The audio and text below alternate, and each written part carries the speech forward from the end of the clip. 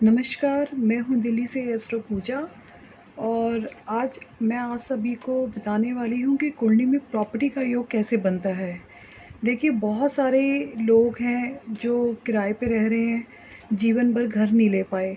और बहुत सारे जो लोग हैं वो चाहते हैं कि वो जीवन में अगर एक प्रॉपर्टी है तो उनके पास आने वाले समय में काफ़ी सारी प्रॉपर्टी हो। तो ये योग कुंडली में किस प्रकार से बनता है, इस विषय में आपको मैं आज कुछ नियम बताने वाली हूँ।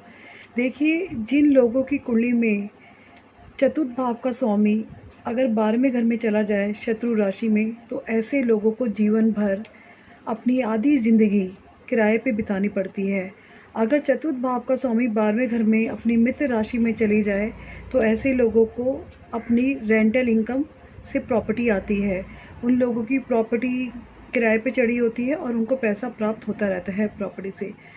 और बहुत सारे लोग, जिन लोगों की कुंडली में चतुर्थ भाव का स्वामी अगर अपनी ही राशि में चतुर्थ भाव में बैठा हो, चतुर्थ भाव का स्वामी अगर अपनी ही स्वराशि के अंदर बैठा हो, तो ऐसे लोगों को बहुत अपार प्रॉपर्टी की प्राप्ति होती है।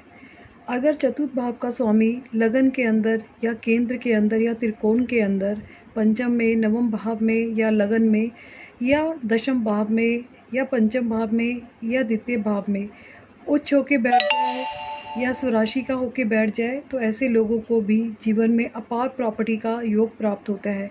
ऐसे लोगों के एक घर बनने के बाद 2 घर, 3 घर, 4 घर बनते ही रहते हैं और उनको फैक्ट्री दुकानों की प्राप्ति होती रहती है। तो देखिए, कुंडली के अंदर प्रॉपर्टी का योग इस प्रकार से बनता है जब उस कुंडली में चतुर्थ भाव का स्वामी बिना किसी पापी ग्रहों से पीड़ित हुए बिना अपनी इस राशि के अंदर बैठा हो, उच्च होकर बैठा हो।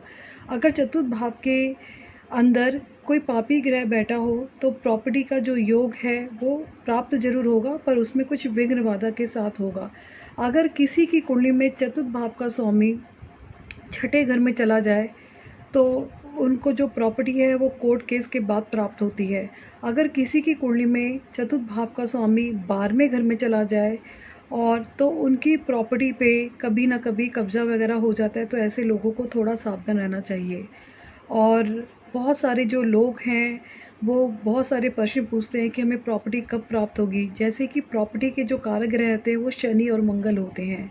तो जिन लोगों की कुंडली में शनि और मंगल की स्थिति बहुत अच्छी बैठी हो, उच्च की बैठी हो, स्वराशि की बैठी हो, तो इन लोगों को भी प्रॉपर्टी के योग बहुत ज़बरदस्त बनते हैं।